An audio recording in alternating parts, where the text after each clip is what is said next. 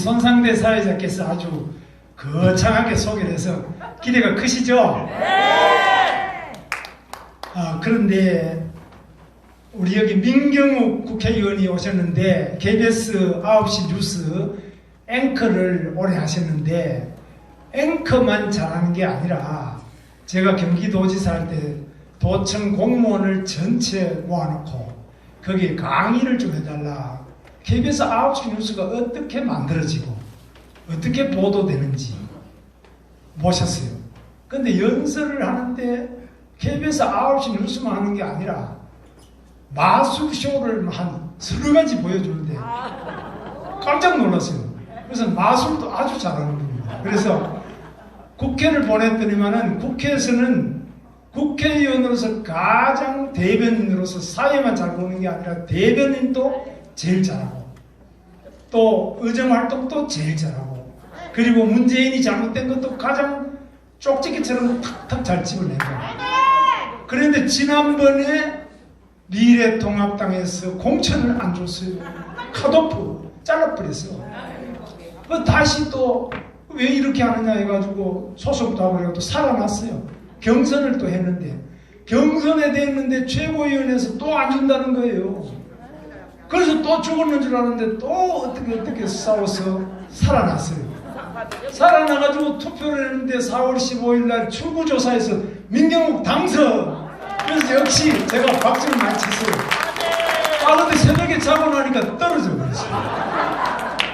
아니 이게 뭔 그 짧은 시간에 이렇게 많은 우여곡절을 겪으면서 결론은 떨어진 거로 나오는데 김진태, 전희경 많이 떨어진 사람들 황교안, 오세훈, 나경원, 심재철 떨어진 사람들이 다 조용한데 홀로 외치는 사람이 있어요. 민경욱이죠? 민경욱은 살아날 것입니다.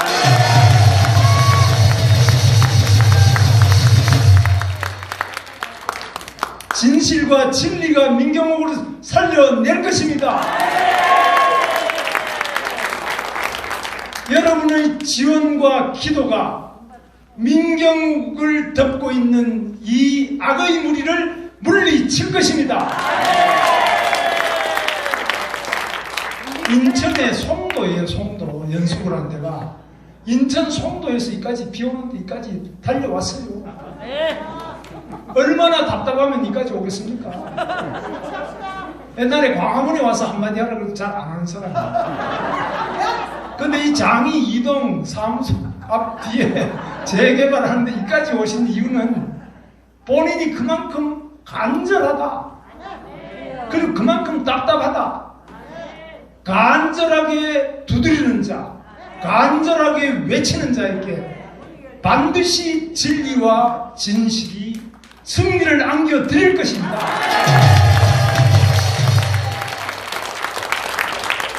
그런데 지금 불법 부정선거가 어디 있느냐 이런 이야기를 하는데요.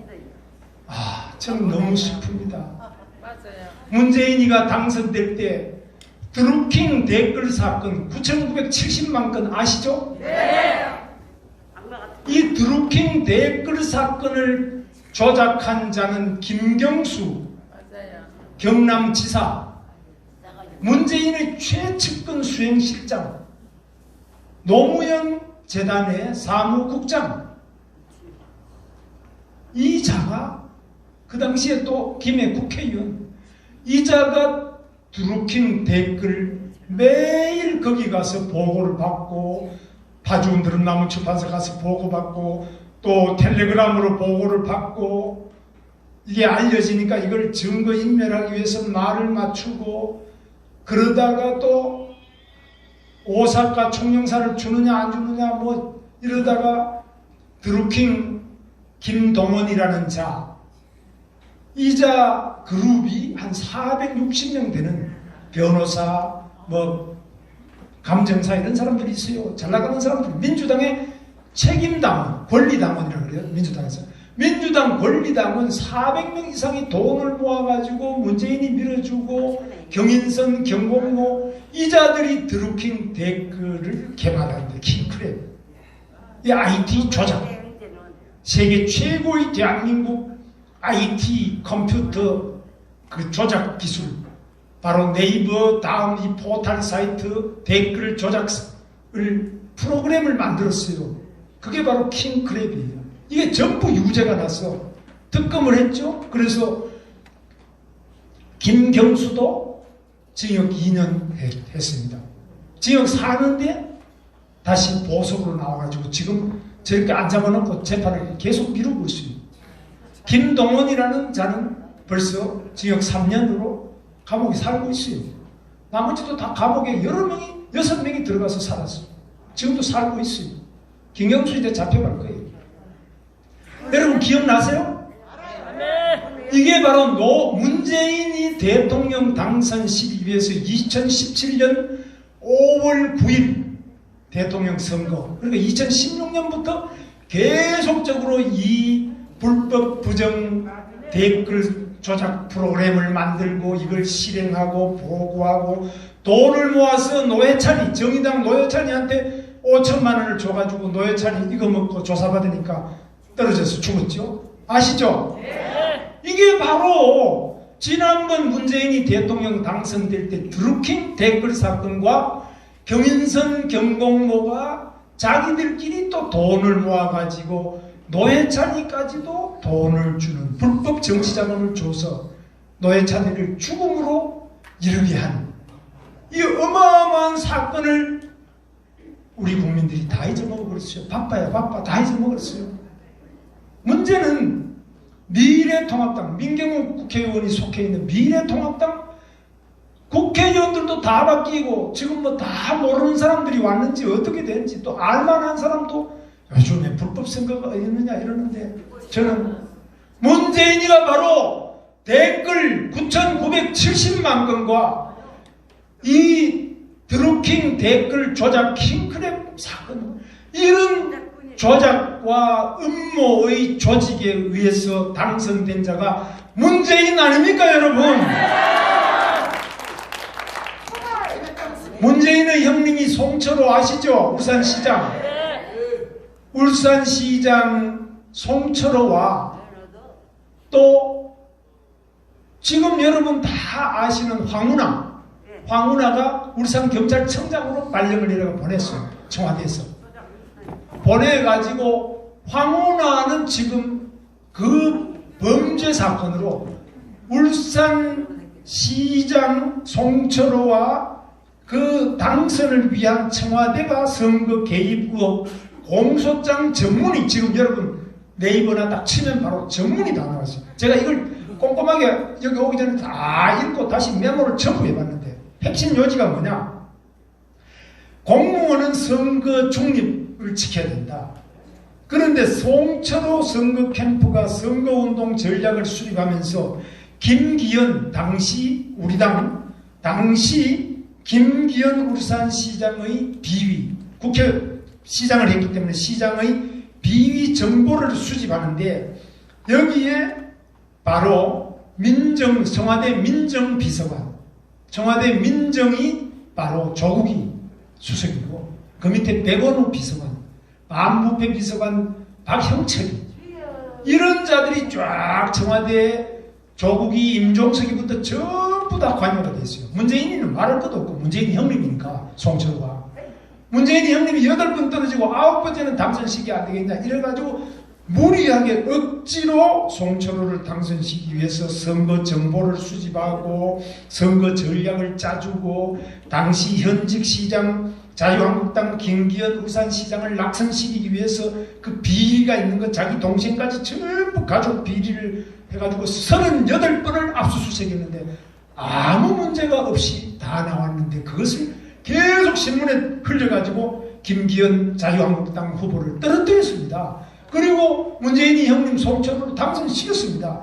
그런데 이것을 바로 검찰이 수사를 해서 이 문제가 있다는 것을 해서 바로 거기에 기소한 게 송철호, 잡아내야 되는데 구속을 안 시키고 또 불구속, 이 문제가 있다. 송철호, 그 다음에 황운하, 이번에 대전 중부의 국회의원으로 당선됐어요. 이때 또 한 한병도라는 청와대 정무수석, 이게 지금 전라북도 익산에 이것도 학생운동권 출신 주사파예요. 이자가 또 국회의원 이번에 또 당선됐어요. 범죄자들을 전부 다 재판을 받는 중에 전부 공천을 주고 당선시켰어요. 이것이 민주당과 문재인 정부의 범죄 집단의 특성입니다, 여러분. 그래서 13명이나 불구속으로 기소돼서 지금 재판을 다 받고 있는데, 그것이 바로 2018년 6월 지방선거, 바로 2년도 안 되는 바로 그 전의 이야기입니다. 저도 그때 우리 서울시장에 출마했어요.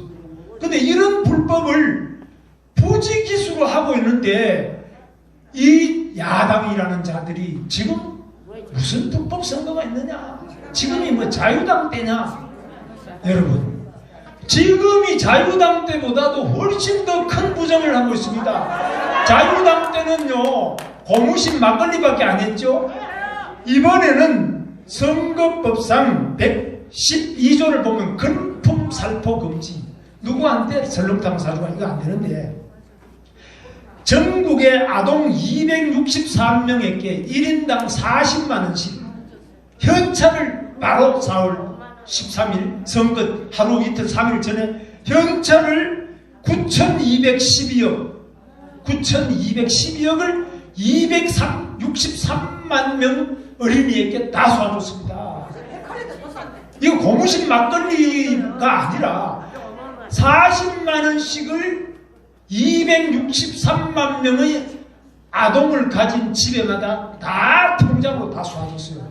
제 딸도 받았어요. 여러분 집에 받은 사람 손들어봐요. 받은 사람 몇 명 없네요. 애가 그렇게 없습니까? 263만 명이 40만원 받는데 애 둘이면 80만원 받았어요.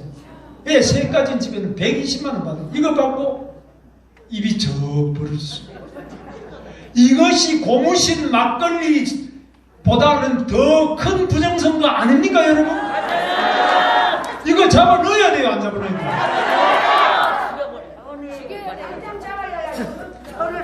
그런데 불법 선거가 없다. 어떻게 된 겁니까? 이거 고발 안 하고 있죠. 기독자유통일당이 이거 고발합니다.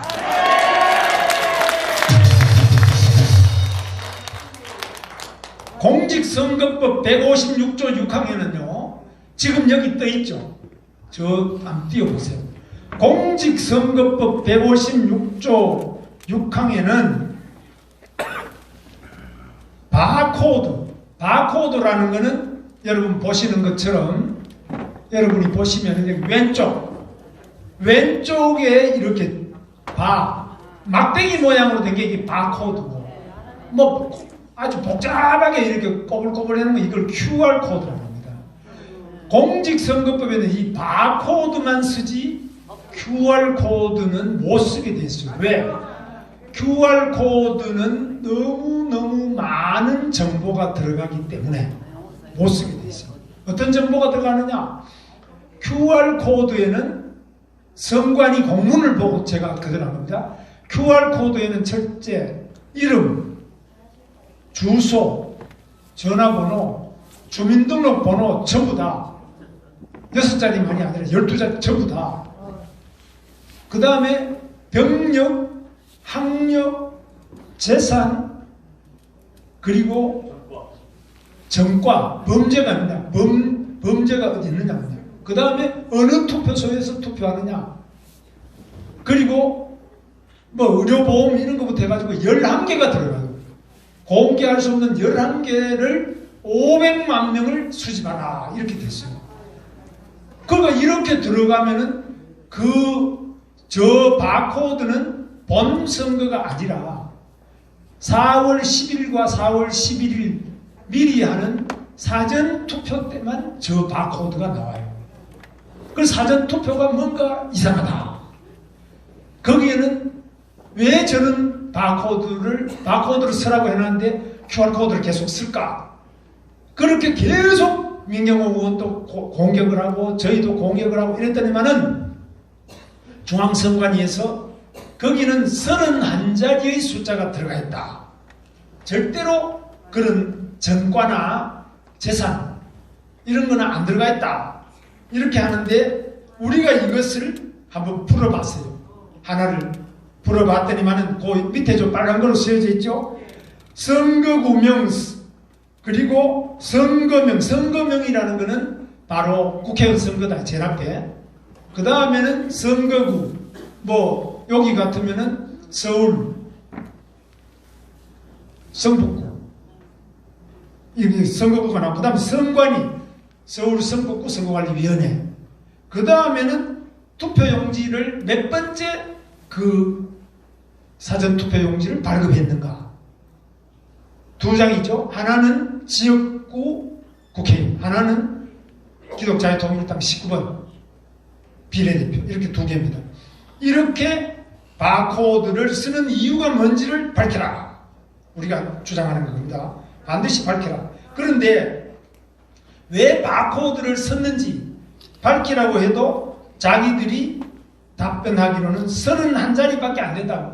이 선관위 직원이 나와가지고 CBS에서 인터뷰하는 거 보면은 31자리다 했는데 우리가 52자리, 31자리가 아니라 숫자 21개를 더 발견했습니다. 그것이 바로 뒤에 여기 보시면요. 여기에 빨간 거로 나오죠. 예시를 한 겁니다. 02, 20, 20, 04 이렇게 나오는데 빨간 거로 표시된 것이 우리가 밝혀낸 의심 코드가 빨간 숫자가 된 겁니다. 그 빨간 거로 쭉 붙어 있죠. 그 까만 거 말고 빨간 거는 우리가 31자리 위에 21자리의 의심 코드입니다. 이런 부분이 무엇인지를 밝혀내기 위해서 우리가 바코드 생성기, 바코드를 만들어내고 바코드를 읽고 하는 이 장치를 저희들이 추적하고 있는데 거의 다 추적을 했습니다. 그런데 우리가 뭐 제가 가거나 우리 민경욱 국회의원이 아직 국회의원입니다. 5월 30일까지는 민경욱 국회의원이 가가지고 야 이거 열어 이거 가져간다 이렇게 하면은 절도죄로 처벌을 받아요. 아무리 국회의원이라도 안 돼요. 그래서 어떻게 하냐, 이거를 할 수 있는 것은 윤석열 검찰총장과 대한민국 검찰입니다. 우리 윤석열 검찰총장님은 이 바코드와 관련된 바코드 생성기 또 해독기 그리고 이것과 관련된 관계되는 모든 장부와 관계자에 대한 압수수색 수사를 실시해 주실 것을 촉구합니다.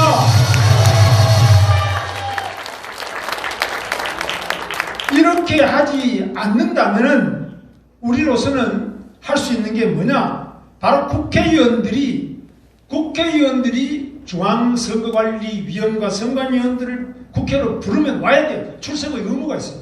그래서 또는 국정조사 4.15 국회의원 총선거 불법 부정선거 의혹 조사를 위한 국정조사를 실시하면 됩니다.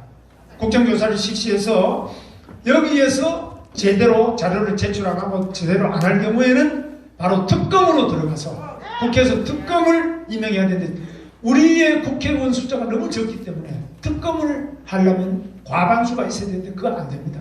그러나 특검을 요구를 해야 됩니다.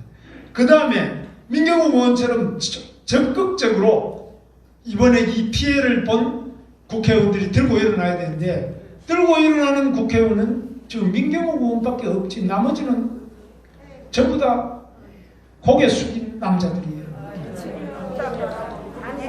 민경욱 국회의원한테 박수 크게 한번 보내주세요. 용기 내요.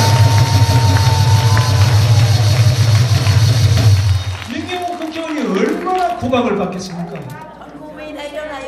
야, 남들은 가만히 있는데 당신은 뭔데 그렇게 계속 들고 일어나느냐. 좀 조용히 하자. 이럴 때 바로 민경욱 의원님이 여기 와서도 기도를 아주 깊이 열심히 하시는데 여러분이 힘을 주시고 우리 하나님께서 힘을 주실 겁니다. 그 다음에 우리가 경찰에 고발장을 계속 내고 있는데요. 많이 내고 있습니다. 계속 내줘야 됩니다. 그래야 이걸 가지고 수사를 합니다. 그리고 오늘 또 오후 2시에 대검찰청 앞에서 공정선거연대 그 회의에서 비를 맞으면서 시위를 하고 있습니다. 박수 보내주세요. 그리고 중앙선관위 앞에서도 목사님이 또 그 선관위의 물건을 빼돌릴 것이고 그 앞에서도 계속 천막을 쳐놓고 거기에서 지키고 계시는 훌륭한 시민들이 있습니다. 박수 좀 보내주세요. 그래서 언론이 지금 KBS 우리 민경호 국회의원님 오셨습니다만 내가 KBS 좀 그 후배들도 있고 한데 부탁 좀 해봐라. 부탁해도 안 듣는데요. 아무리 해도 우리 KBS 앵커, KBS의 대명사인 민경호 국회의원이 아무리 이야기해도 듣지도 않을 정도로 KBS가 완전히 좌파 노조에게 장악이 돼서 움직이지 않아요.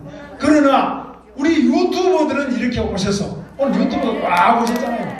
유튜버들은 이렇게 진실을 밝히기 위해서 정의를 세우기 위해서 애쓰시고 있는데 우리 유튜버 여러분들에게 큰 박수 부탁드립니다. 우리는 이깁니다. 진실은 이깁니다. 우리의 기도를 하나님은 들어주십니다. 민경욱은